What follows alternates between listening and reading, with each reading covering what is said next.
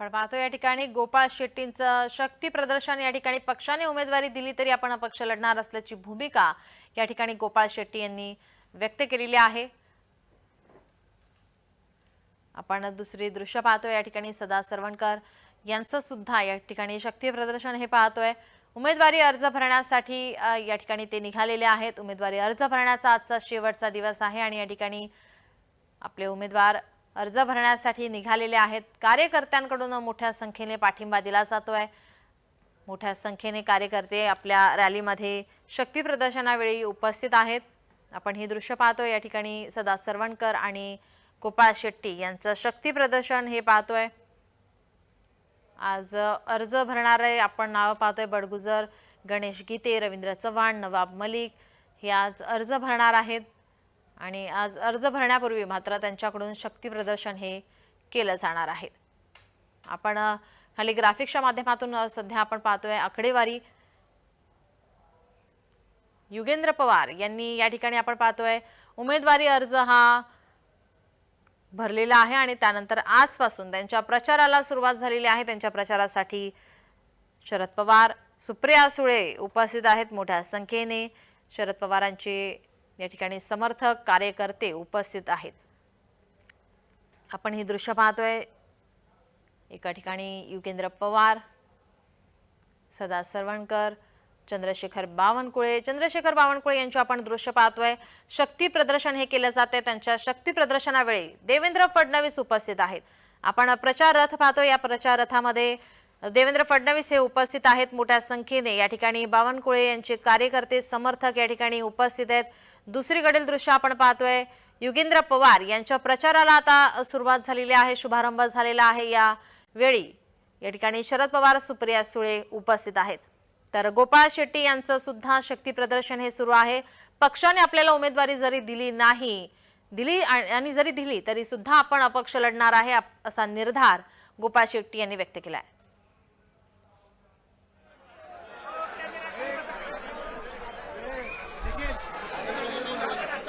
आपल्या गावामध्ये, आपल्या घरामध्ये हा कार्यक्रम होत आहे। त्याच्यामुळं एक कौटुंबिक कार्यक्रम किंवा आपल्याच घरातला एक कार्यक्रम म्हणणं काय वावगं ठरणार नाही। सुरुवातीला सगळ्यांना दिवाळीच्या खूप खूप शुभेच्छा। आणि बोलायच्या आधी मी माझी पणजी शारदाबाई पवारांना, गोविंदराव पवारांना, आबांना वंदन करतो। आज इथं कण्हेरीमध्ये बोलत असताना तुम्ही कण्हेरी काटेवाडीकरांनी माझे आजोबा स्वर्गीय अनंतराव पवार साहेबांना पण खूप आशीर्वाद दिला। त्यांचं पण आज इथं नाव घ्यावं असं वाटतंय। स्वर्गीय आप्पासाहेब पवार असतील, बासाका असतील, सगळ्यांनाच तुम्ही बारामतीकरांनी पूर्वीपासून प्रेम दिलंय, साथ दिलीये। आणि खरं तर आज माझ्या आयुष्यातला एक सगळ्यात मोठा दिवस आहे आणि मी स्वतःला खूप नशीबवान समजतो। कारण काल 57 वर्षानंतर पवार साहेब तिथं तहसील कार्यालयात माझा फॉर्म भरायला आले। हा माझ्या आयुष्यातला सगळ्यात मोठा दिवस होता आणि कधीच मी ते विसरू शकणार नाही।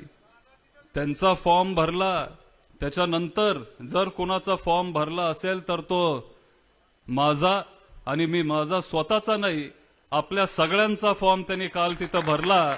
आणि आपल्याला सगळ्यांना इथं चांगलं काम करायचंय। इथं त्यांनी वेळात वेळ काढून आपल्या गावामध्ये पण इथं सभा ऐकायसाठी, आपल्याला मार्गदर्शन करण्यासाठी आज ते इथं आलेत। आपले सगळ्यांचे दैवत आदरणीय पवार साहेबांचा मी मनापासून आभार व्यक्त करतो की आज तुम्ही इथं आम्हाला मार्गदर्शन करायला आणि आज माझ्या आयुष्यातला एक खूप मोठा दिवस असून तुम्ही आज इथं उपस्थित आहात. साहेब, आजोबा, मनापासून मी तुम्हाला माझा आभार व्यक्त करतो. तसेच इथं उपस्थित सुप्रियाताई सुळे, आपले लोकप्रिय निवडून आलेले खासदार, 1,58,000 मतांनी तुम्ही सगळ्यांनी त्यांना निवडून दिलं. त्याबद्दल तुमचाही मनापासून मी आभार व्यक्त करतो. लोकसभेला वातावरण काय होतंय आपण सगळ्यांनी ते तिथं बघितलंय. लोकांना वाटायचं घासून होईल.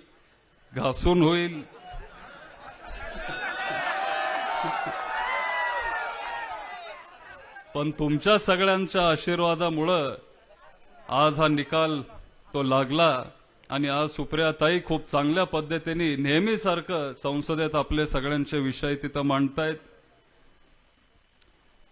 आपले इंदापूर तालुक्याचे हर्षवर्धन पाटील साहेब आलेत, पठारे साहेब आलेत, जाचक साहेब आलेत, मोरे साहेब आहेत, माने साहेब, माझे वडील श्रीनिवास पवार साहेब, रणजितांना साहेब, शर्मिला वहिनी, शुभांगी वहिनी, भारतीताई शेवाळे, तालुका अध्यक्ष एस.एन. बापू जगताप, सतीश मामा खोमणे, सदाबापू सातव, संदीप शेठ, काटे वकील, राजेंद्र बापू, पूर्णिमाताई, वनिताताई, आरतीताई, सोनू काळे, प्रशांत बोरकर, तसेच इथं उपस्थित असलेले आपले इंगोले साहेब, हिरालाल राठोड, सागर मिसाळ, महारुद्र पाटील, इंदापूर तालुक्याचे अध्यक्ष तेजसिंह पाटील, निहार ठाकरे, राजवर्धन पाटील, अंकिता ठाकरे, बाळासाहेब शिंदे, राहुल मखारे, इसाक बागवान, राष्ट्रवादी काँग्रेसचे इथं उपस्थित असलेले सगळे ज्येष्ठ पदाधिकारी, महाविकास आघाडीचे, शिवसेनेचे, काँग्रेसचे, सगळेच आपल्या मित्रपक्षाचे इथं उपस्थित असलेले पदाधिकारी, आपल्या गावात सन्मान्य व्यासपीठ, आपल्या बारामतीचे, इंदापूरचे सगळे वडीलधारी मंडळी, मोठ्या संख्येने इथं उपस्थित असलेले माझे महिला भगिनी आणि स्वाभिमानी निष्ठावंत असे माझे सगळे तरुण कार्यकर्ते आणि मित्रांनो, सगळ्यांना नमस्कार. आता खरं तर कण्हेरीमध्ये जर बोलायचं असेल, हे आपलं गाव आहे, आपलं घर आहे.